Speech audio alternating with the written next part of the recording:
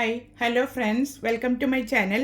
ഇന്നൊരു സിമ്പിളായിട്ടുള്ളൊരു കേക്കിൻ്റെ റെസിപ്പി ആയിട്ടാണ് വന്നിരിക്കുന്നത്. ഐസിങ് ഒന്നും ഇഷ്ടമില്ലാത്തവർക്ക് ഉണ്ടാക്കിയെടുക്കാൻ പറ്റിയൊരു അടിപൊളി കേക്കാണിത്. മുസമ്പി വെച്ചിട്ടാണ് ചെയ്തിരിക്കുന്നത്. ഓറഞ്ച് വെച്ചിട്ട് നമുക്ക് സെയിം രീതിയിൽ തന്നെ ചെയ്യാം. നല്ല സോഫ്റ്റ് ആയിട്ടുള്ള കേക്കാണ്, കണ്ടില്ലേ? അപ്പോൾ എല്ലാവരും ഒന്ന് ട്രൈ ചെയ്ത് നോക്കുക, എന്നിട്ട് ഫീഡ്ബാക്ക് അറിയിക്കുക. അപ്പോൾ ഇതെങ്ങനെ ഉണ്ടാക്കുന്നതെന്ന് കണ്ടിട്ട് വരാം. നമുക്ക് മുസമ്പി ഒന്ന് ഗ്രേറ്റ് ചെയ്തെടുക്കണം. ഇതുപോലൊരു ഗ്രേറ്റർ വെച്ചിട്ട് ഇങ്ങനെ ഒന്ന് ചുരണ്ടി കൊടുത്താൽ മതി. ഇല്ല, വെള്ള കളർ വരാത്ത രീതിയിൽ ചെയ്യണം. വെള്ള കളർ വന്നു കഴിഞ്ഞാൽ കേക്ക് കഴിക്കും. ഞാൻ ഗ്രേറ്റ് ചെയ്തെടുത്തിട്ടുണ്ട്. 6 മുട്ട എടുത്തിട്ടുണ്ട്. 2 കപ്പ് മൈദപ്പൊടിയാണ് ഞാൻ എടുക്കുന്നത്. ഇതൊരു മിക്സിയുടെ ജാറിലേക്ക് പൊട്ടിച്ചൊഴിച്ച് കൊടുക്കുക. ഇത് ഞാൻ മിക്സിയിൽ അരച്ചിട്ടാണ് ഉണ്ടാക്കുന്നത്. നിങ്ങൾക്ക് വേണമെന്നുണ്ടെങ്കിൽ ബീറ്റർ എടുത്തിട്ട് ഉണ്ടാക്കാം കേട്ടോ. ഇതിലേക്ക് മുട്ട ഓരോന്നായിട്ട് പൊട്ടിച്ചൊഴിച്ച് കൊടുക്കുക. മുട്ട ഇനി നന്നായി ബീറ്റ് ചെയ്തെടുക്കാം. ഇതിലേക്ക് 1.5 കപ്പ് പഞ്ചസാര ഇട്ട് കൊടുക്കുക. എന്നിട്ട് വീണ്ടും ബീറ്റ് ചെയ്തെടുക്കാം. മുട്ടയും പഞ്ചസാരയെല്ലാം ഞാൻ നന്നായി ബീറ്റ് ചെയ്തെടുത്തിട്ടുണ്ട്. അതിലേക്ക് 1 കപ്പ് ഓയിൽ ഒഴിച്ചു കൊടുക്കുക. ഇത് 250 ml കപ്പിലാണ് ഞാൻ എല്ലാതും അളന്നെടുക്കുന്നത്. എന്നിട്ടിത് വീണ്ടും നന്നായി ബീറ്റ് ചെയ്തിട്ട് പതപ്പിച്ചെടുക്കുക. അതാ ബീറ്റ് ചെയ്തെടുത്തിട്ടുണ്ട്. ഇനി നമുക്കിത് മാറ്റി വയ്ക്കാം. എന്നിട്ട് ഡ്രൈ ഇൻഗ്രീഡിയൻസ് ഒക്കെ റെഡിയാക്കി എടുക്കാം. ഒരു വലിയ ബൗളിലേക്ക് അരിപ്പ വെച്ച് കൊടുത്തിട്ടുണ്ട്. അതിലേക്ക് 2 കപ്പ് മൈദപ്പൊടി ഇട്ട് കൊടുക്കുക. ഇനി ഇതിലേക്ക് 1 teaspoon baking soda, 2 teaspoon baking powder, 1/2 ടീസ്പൂണിലും അല്പം ഉപ്പും കൂടെ ചേർത്തിട്ട് ഇത് നന്നായി അരിച്ചെടുക്കാം.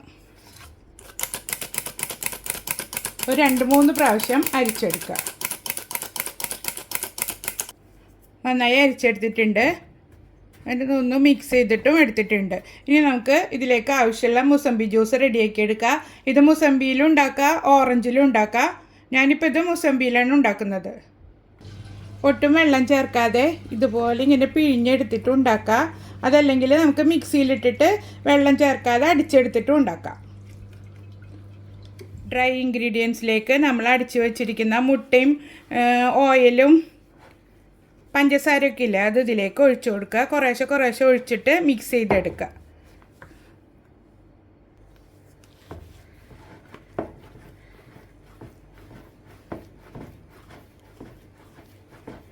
ഒരു സൈഡിലേക്ക് തന്നെ റൊട്ടേറ്റ് ചെയ്ത് കൊടുക്കുക.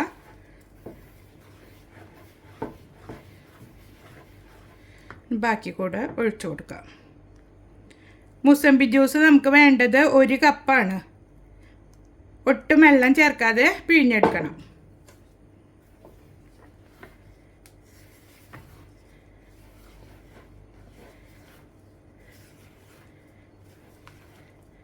ഈ സമയത്ത് ഓവണ് ചൂടാക്കി ഇടണം. 180 ഡിഗ്രിയിൽ ഒരു 10 മിനിറ്റ് പ്രീ ഹീറ്റ് ചെയ്തെടുക്കുക. അപ്പോൾ അത് നന്നായി മിക്സ് ചെയ്തെടുത്തിട്ടുണ്ട്. ഇനി ഇതിലേക്ക് നമുക്ക് മുസമ്പി ജ്യൂസ് ഒഴിച്ചു കൊടുക്കാം.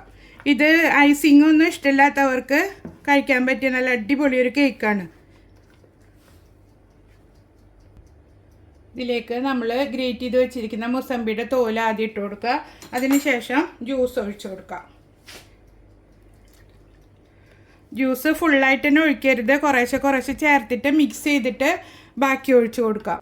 ഇതിൻ്റെ ബാറ്റർ ലൂസായി പോകാൻ പാടില്ല.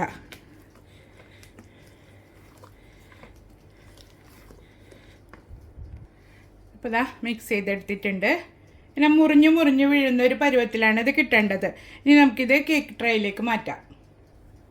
കേക്ക് ട്രേയിൽ ഒരല്പം ഓയിൽ ഒഴിച്ചിട്ട് ഒന്ന് തടവി കൊടുക്കുക. എന്നിട്ടൊരു ഇത്തിരി മൈദമാവ് ഇട്ടിട്ട് ഒന്ന് തട്ടിക്കൊടുക്കുക. എൻ്റെ കയ്യിൽ ഇപ്പോൾ ബട്ടർ പേപ്പർ ഇല്ല, അതുകൊണ്ട് ഞാൻ ഇങ്ങനെ ചെയ്യുന്നത്. അപ്പോൾ നിങ്ങളുടെ കയ്യിൽ ബട്ടർ പേപ്പർ ഉണ്ടെങ്കിൽ ഇത് വെച്ച് കൊടുത്തോളൂ. മൈദമാവ് കൂടുതലുണ്ടെങ്കിൽ ഒന്ന് തട്ടിക്കൊടുക്കണം. ഒരുപാട് മാവ് ഇതിൽ ഉണ്ടാവരുത്. ഇനി നമുക്കിതിലേക്ക് കൂട്ടൊഴിച്ച് കൊടുക്കാം.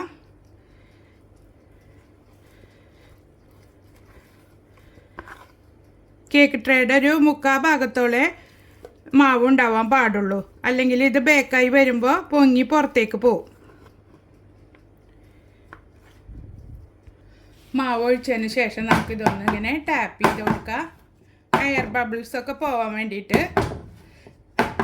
എന്നിട്ട് ഇത് ഓവനിലേക്ക് മാറ്റിയിട്ട് ഒരു 3/4 മണിക്കൂറോളം ബേക്ക് ചെയ്തെടുക്കാം.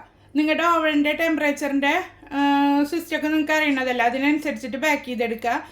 160 ഡിഗ്രിയിൽ ഒരു 3/4 മണിക്കൂറാണ് ബേക്ക് ചെയ്തെടുക്കുന്നത്. കറക്റ്റ് ടൈം ഞാൻ കഴിഞ്ഞതിന് ശേഷം പറഞ്ഞുതരാം. കേക്ക് ബേക്കായി കിട്ടിയിട്ടുണ്ട്. ഇത് ഞാൻ പുറത്തെടുത്ത് വെച്ചിട്ട് തന്നെ 1 മണിക്കൂറായിട്ടുണ്ട്, നന്നായി തണുത്തിട്ടുണ്ട്. ഇത് ബേക്കായി കിട്ടാൻ 45 മിനിറ്റ് എടുത്തിട്ടുണ്ട് കേട്ടോ. ഇനി നമുക്കിതൊന്ന് ഡീമോൾഡ് ചെയ്തെടുക്കാം. ഇതാ ഡീമോൾഡ് ചെയ്തെടുത്തിട്ടുണ്ട്. ഒട്ടും കരിഞ്ഞു പോവുക ഒന്നും ചെയ്തിട്ടില്ല, നല്ല സോഫ്റ്റ് ആയിട്ടാണ് ഇരിക്കുന്നത്. ഞാനിത് കട്ട് ചെയ്തിട്ട് കാണിക്കാം.